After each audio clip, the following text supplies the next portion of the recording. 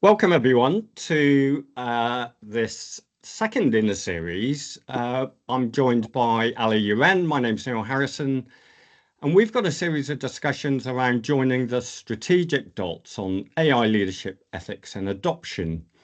And in this session, what we'd like to do is talk in particular around this fear we have about a widening gap in AI adoption within organizations from early adopters and those watching on, and the lack of ethical discussions around that in particular.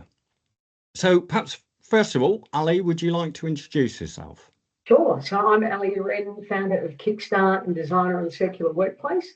So I've spent the last 18 years testing and creating new ways to design and put together human growth with business development. So not one or the other, but together at the same time, and committed to repurposing wisdom so that we don't waste our investment, into L&D, and that we're repurposing it back in to the organisation to create new value ongoing. So that's me, based in Tasmania with a global outlook. So good to be with you, Neil. I really enjoyed the first one, and this topic's very, very close to my own work, and look forward to seeing where we take it. Yeah, me too. I'm very excited to be talking to you again, Ali, of course. So I'm Neil Harrison, founder at The Adaptologist. So I advise leaders on human-led AI adoption, and I support change leaders with AI change leadership acceleration programs. So I've been working on change and change leadership for 25 plus years. I've had the pleasure of working in Australia for 3 years. What a lovely country. And I've worked in the US for 3 years as well. So I think it's worth just teeing up a bit of context around the ethics part, because this can get a bit tricky, I think, and I'll explain why. So I just want to tee that up and also just distinguish this ethics from what we might, be used to talking about in the AI community around responsible AI. So I'm going to use this definition for ethics, that is a system of accepted beliefs that control behavior, especially such a system based on morals. Now, I think the key point about this for me is it's about our beliefs and about our morals, which of course are very, very personal. And so every individual is going to think of ethically in different ways, and every organization is going to want to set out its ethical baseline in different ways and do those things aligned. So this is I think, a much more complex topic than perhaps we're led to believe quite often with simple frameworks. So I think we need to bear the complexity of this in mind. Now, ethics needs to run through what Microsoft call responsible AI, and I think it's worth just teasing out what that is as they describe it. So Microsoft describes 6 characteristics. So fairness, reliability, privacy and security, inclusivity, transparency, and accountability. And you can see through that quite a wide range of different activities, that inclusiveness, how we're ensuring that we're not disadvantaging people, as well as things like security. What does it mean for data security, cyber security? So it's quite wide ranging. And of course, ethics cuts right across that.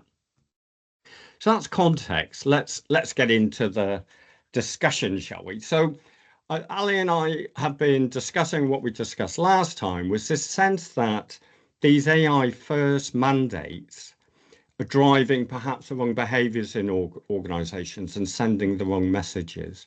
So if we're focusing on AI first, what's the implication of that?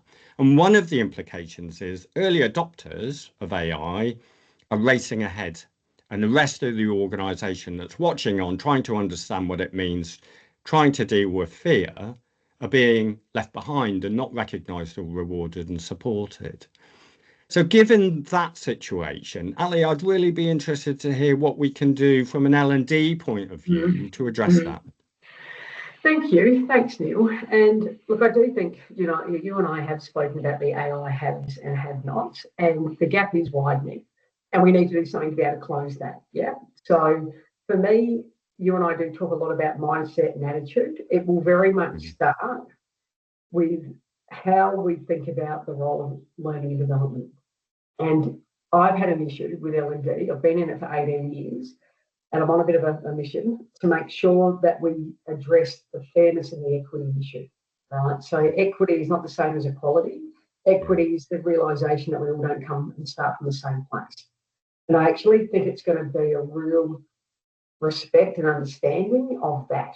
Yeah. So there's so much in this, and we're going to share our session notes as an article. All right. So if we forget something, we run out of time, people are going to be able to engage with this still because there is a lot of it. So the first thing they need to do is really rewire and reset their attitude towards learning and development and understand actually what it is. And I'm not being smart when I say that. Yeah. There is a real lack of understanding that L&D is not training, right? Like training is very old, antiquated. It's expired, right? Like, but learning and development is different. So what we need people to realise is that you can't rush this process. So let's talk a bit about the mindset before we talk through some of the things that you can do. But the first thing will be, you have to be fair and reasonable that you're not going to be able to scale. You might not be able to scale at all, and you might not certainly be able to scale for some time. All right. So what I want leaders to realise is that if we're going to close the gap between point A and point Z, we need to understand that not all types of slow is negative. So to me, when I'm designing with responsible efficiency, right?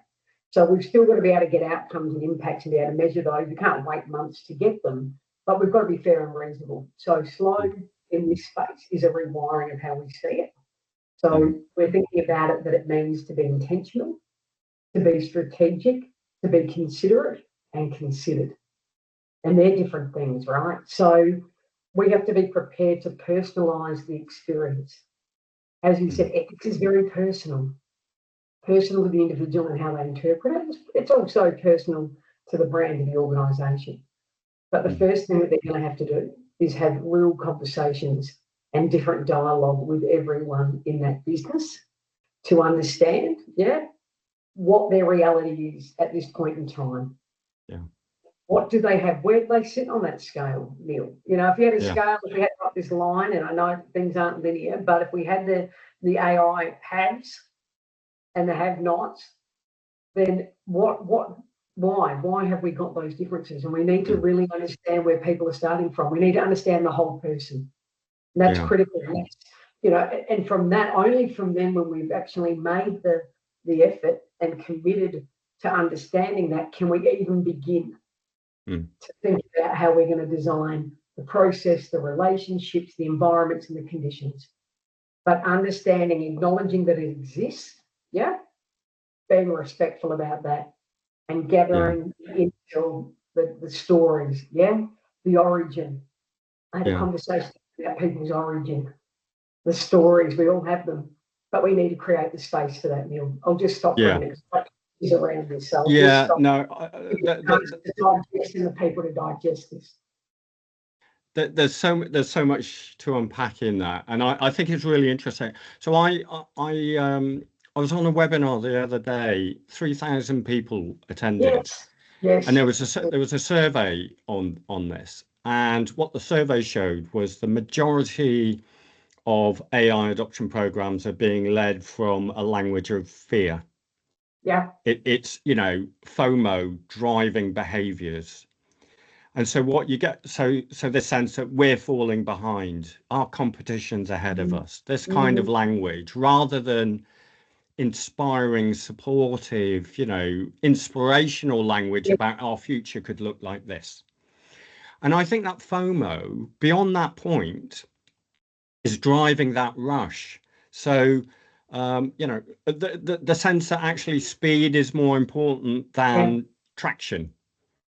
And I think this. Sorry, keep going, Neil. Yeah, I think this is driving some of that behaviour to, speed of what? Speed of using AI tools. And so when you see the early adopters, you point and say, look at that, they're using AI tools. Everyone's wondering at this point, why? What are we achieving? Yeah. What is that inspirational North Star? And so the lack of context around something positive to aim for, and this sort of relentless drive to use technology for reasons that haven't been particularly defined, 100%. Yes. I think is exacerbating this two-tier sense. And the people that like to just, pause and think, hang on a minute, what's actually the rationale behind this? How are we improving our role? How are we improving, the service to our customers or the products that we're producing? Or, they're getting left behind because it's like, just get on and use tools. Can I come back to, I think there's so much in that. One thing I want to say is, okay, a couple of points I just want to follow up from an L&D piece, right? And a human growth perspective. Not everyone learns the same. Not everyone learns the same, right? So even if you take my husband, God love him, but he's I'm a thinker, but we process in different ways, right? So he will need time to think, right? I'll be sort of, if I was to be in a session, I'd be probably more responsive, quick, sort of this, that, process in a different way. He would be very much a big thinker, and trying to rush through something would not work, right? Because he would need time to stop and reflect and think, and about the how and why, right? And what that would mean. I wouldn't want to feel pressured to give something quickly around that. And I think you make a great point. What are we rushing to? And what is the risk, right? Like, people don't stop and actually ask, what is the risk associated with this desire to want to scale everything within an inch of its life, right? Like, you've got to stop that, right? What matters is how the people feel, how they evolve. We'll talk about the impacts and the return on skills in a minute. But what the actual value, what is gained, what do we deliver, what's tangibly different from doing this, right? Because if you can rush if you want, but nothing much is going to happen. Yeah. So it makes no sense, Neil. And I think you're really making a really important point there, that this fear, people pick up on that. It just runs through everything, right? It just, we all have moments where we've taken on projects and you think, gee, I don't know how I'm going to work on this one or where this will go. But you don't show that. You have to process that, right? And you don't put that fear onto people. And as I said, it makes, when you're driven by fear, fear can mean desperation, and desperation means foolish, unsmart decisions. Yeah. It's a short-term game. 100%. And I think something is, and I'm not hyping AI here, but something that will, I believe, really transform how we work in organizations, how organizations work in ways that we just haven't really thought through yet. No. This is not the time to be rushing. Actually, what you reminded me just then of something I was involved in quite a while ago around what David Cantor talked about in his Reading the Room book. So it's a Cantor Institute that looking at dialogue between people and structural dynamics in conversations and how people work together. And essentially, one of the elements of that is it says, that people will gravitate towards one of three ways of working, action oriented, meaning oriented, or effect oriented. What does it mean for the people? And you need all three of those. Yes. You need people to be in action so that you are moving forward at a reasonable pace.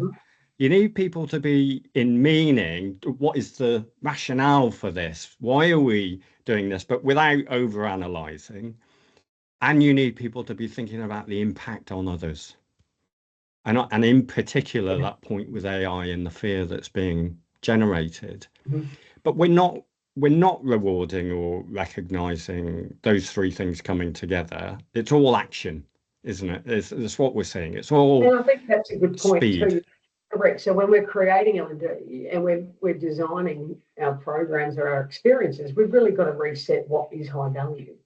Like, what do we want to be measuring? What does matter? That evolves, right, Neil? That's not just one size fits all, nor is it going to be static. And I think you make a great point that we need to learn our craft. When there is, like you said, AI, absolutely, it can be great, and it will do things if we, that we've never seen before. But that's the point that you said, we can't rush that because there's levels of complexity. There's truths to unplay or unpack yet that we don't know about. So this is the time for cool heads, deep thinking, action, of course, but also to learn our craft.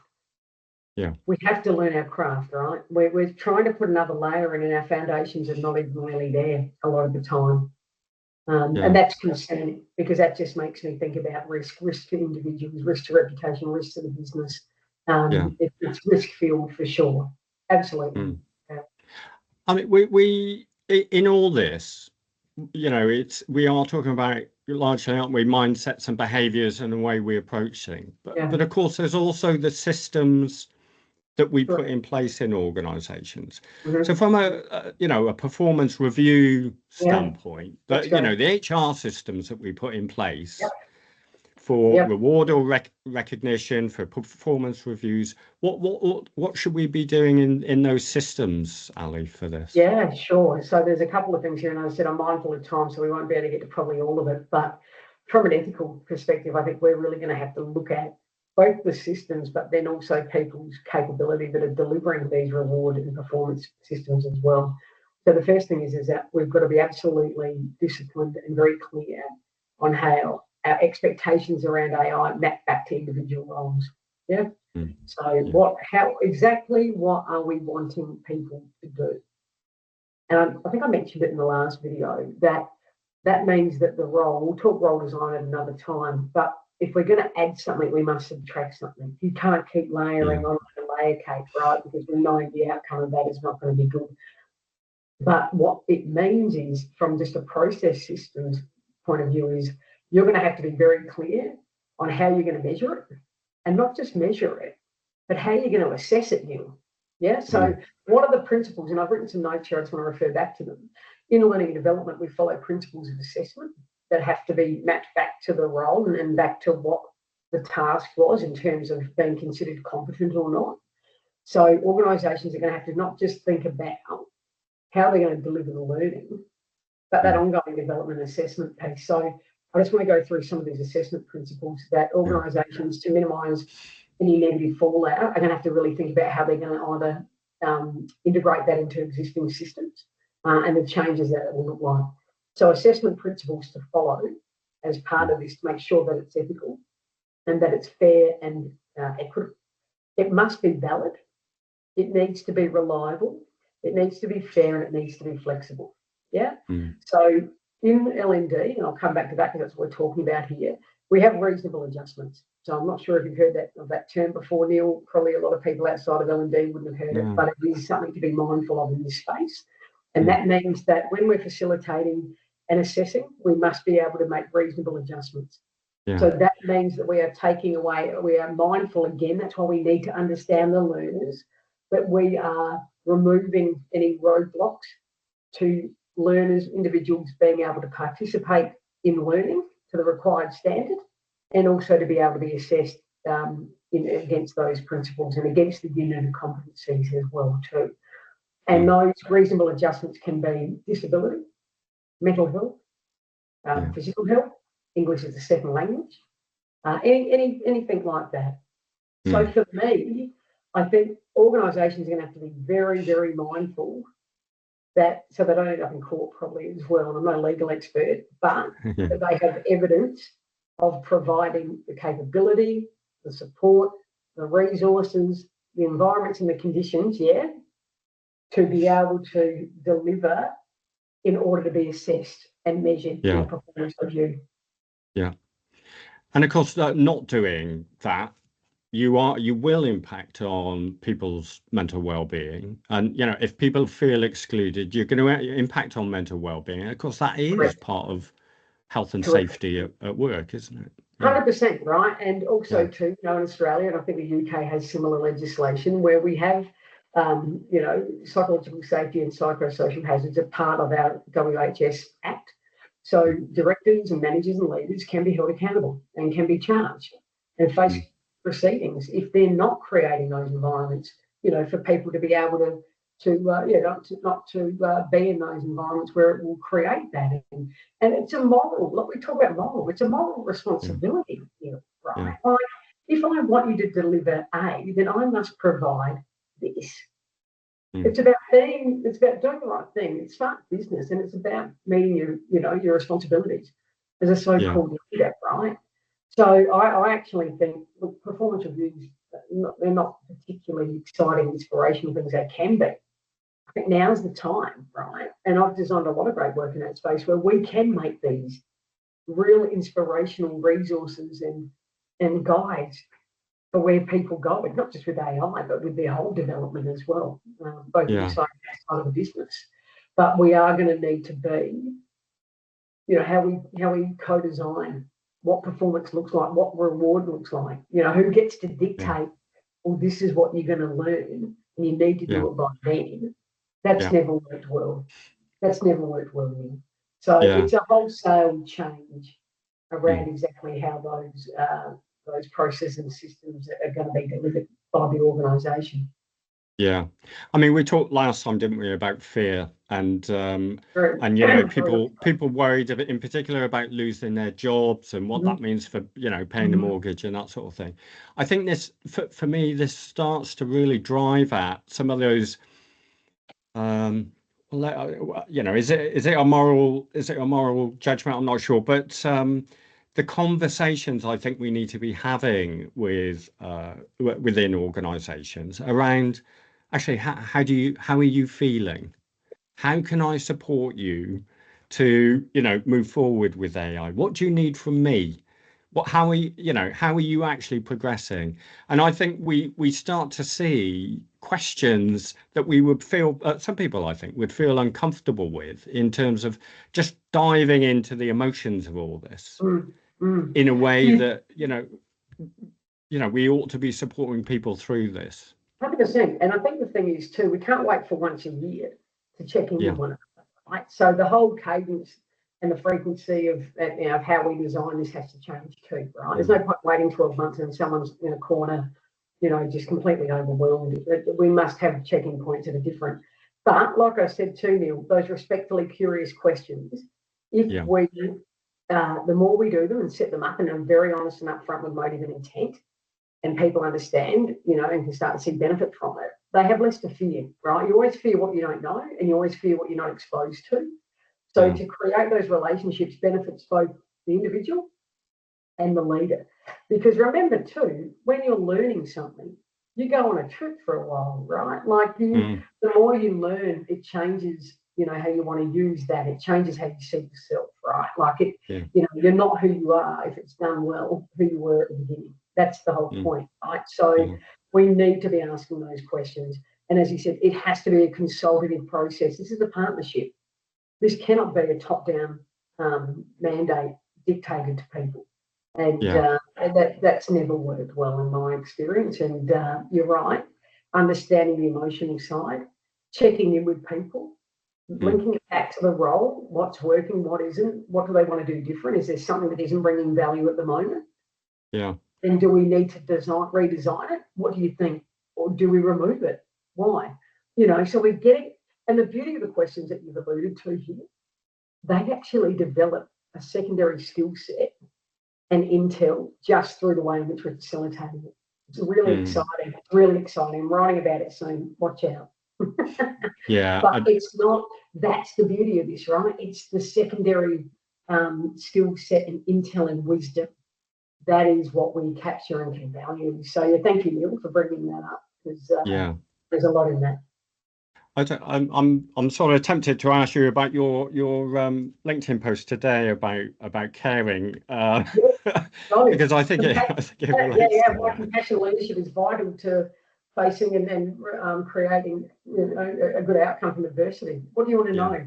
Tell me, Neil. Well, I think it's just a great point, that relates to that compassionate leadership point is really what we need, I think, in these conversations that's taking place. So I was like, Well, I think if I can just say that too about what we want to measure around impacts, the return on skills, if we can just allude to that, because it comes to that. Compassionate leadership is not avoiding the difficult conversations, it's making space for that, and being able to create the people that can respond to that. And it's also about compassionate leadership is about seeing the person as a whole beyond the title. Yeah. Yeah. and developing the whole person around not just Yeah. the technical skill, not just being able to use a particular tool in a certain Yeah. way, but how they show up, their own Mm, identity, how they connect to other people, how mm, open-minded they are, taking on new opportunities, how they now see gaps and threats and risk, and how they respond to those in a way that's far more creative and useful, where in the past they might have tried to avoid it.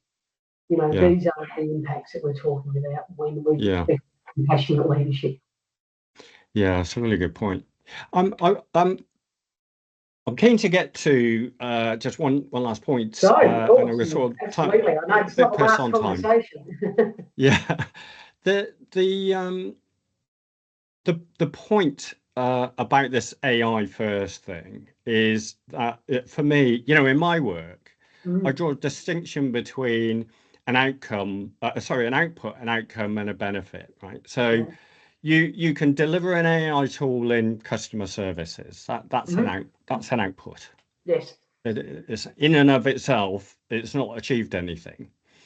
You might achieve an outcome from that, which is, well, actually, that's taking away a lot of the work I used to do, so I've got some time saved. That's the outcome. Your benefit from that is what you do with that time. Do Yeah. you reduce headcount? Is this a cost saving, cost optimization activity? Or are we, with that extra time, spending more time with our clients, with our customers, human to human conversations that are empathetic and addressing their real concerns? And we all know, don't we, from experience, how much more how much a difference that makes in Mm. our when we Mm. call companies and not have a chatbot but have a person. Mm-hmm. So Mm-hmm. this thing about output, outcomes, and benefits Mm. reminds me of the way you talk about return on skills. So do you want to Yes. talk about that a bit in this Yeah. context? Yeah. Absolutely. It's a big topic, and of course, we've shared a lot around that. But yeah, look, for me, it's about defining, like you said, the outcome. They tend to be the easier elements of, what we tend to, like you said, you sort of measure it back against the role of the team or department or project. Mm, But where we find the gold, both for the individual and the business as a differentiator, is the nuance mm, in how we actually deliver, yeah, and the style and manner. So when we're looking at, and I'll just go through some of these, some of them I mentioned before, but there's a list here. When we're looking at impacts, we're looking at that whole person. So we're looking at the nuance and that uniqueness about how they use that knowledge. So it might be even things like how they start to create new relationships with those around them, how generous they are with what they know, how they use entrepreneurial thinking to uh, face challenges and problems as mm, well. Positive changes in relationships, their ability to take on new responsibilities, right? So this is a massive one with AI, right? What I'd be mm, looking at here is, can they take on in time? Can they take on new responsibilities with increased complexity, right? So that's part of Ros looking at that impact, yeah? Are they more open-minded? This is something that else we're looking at, where they will take on new responsibilities. They mm, might move into different departments. They might take on other roles or step up where we know in the past that wasn't something that they were either willing to do or able to do. So we're looking at the attitude, the behaviours, the language, the mm, mindset. Yeah, we're looking at the person. We're looking at whether or not can they negotiate. How do they handle difference of opinion? Look, I know mm. it's big and it depends on the individual and what we're wanting to achieve. But ROS is more than just that return on investment. Yeah. It's not just looking at how many people turned up, who completed what was the feedback. No, it's deeper than that, Mm, yeah. because the impacts are what will determine the outcomes. Whether or not they're going to be durable or not, right? That's what I've said. Yeah. Now, the tech skills will evolve in time. They won't make a great, they're important, of course, but it's the difference that can be sustained in time is determined by the impacts that we achieve alongside those outcomes. Yeah. It's a great point. I love our conversations, as you know, Ali, and I'm always learning through our discussion. So As am thank you very I. It's much. two-way. It's two-way, Neil. It is, and the time goes so quick, doesn't it? Right? We're like, That's, come on, what happened there? We'll be back. We'll be back. Final we points, will Neil. be. What are you thinking? I mean, from you, if there's a final takeaway that you would like people that have the responsibility to be able to close the gaps between those that are comfortable and familiar and love it, and they've been spending the last 2 years diving in and learning, and because I know a lot of my friends have been too, right? That's just they've got a thirst for it, and but the ones that are full of hesitation, self-doubt, maybe have never been exposed, haven't done any formal learning and development for years. I'm not being silly when I say this, since high school even. What would be your word of advice to those that can play a part in deciding what their future will look like from an L&D perspective? I think your point earlier around equity to me is really important, and I think the ability to think about how we are designing our AI adoption solutions that take that fully to heart, because without that equity, without that diversity and inclusion and different ideas and different starting places on this journey, we are going to leave people behind. We're going to create an impact on well-being, and we're also going to create an organization that is just a mirror of a few people that you won't get the innovation and the creativity from. That meaning, effect on people and action coming together in a way that everyone has a contribution to make. Awesome. And that's about meaning. And I think for me, accessibility. What is accessibility, and how do we make sure that as part of our platforms and our approaches, that we are making sure that, and again, we must understand our learners before we go ahead and design that too. And that I did a post last week owning my own elephant in the room about when I made an assumption that was wrong. Not my technology platform, but invited that person on to attempt to access it, and they couldn't because it wasn't accessible by their screen reader. I think that was such a rich conversation with Emma when I invited her back on to wise me up and other people, and for me to own that. And what I will say is, just my final point before we do the wrap up, Neil, is it's not the learner's responsibility to come forth and tell us, right? We need to be proactive and create the environment where people will tell those stories so that we don't miss the moment, so that we do create those spaces that are absolutely on point, that people have had buy-in in creating. If you want people to care, they must create. So do not make assumptions. Please don't. Put those assumptions aside.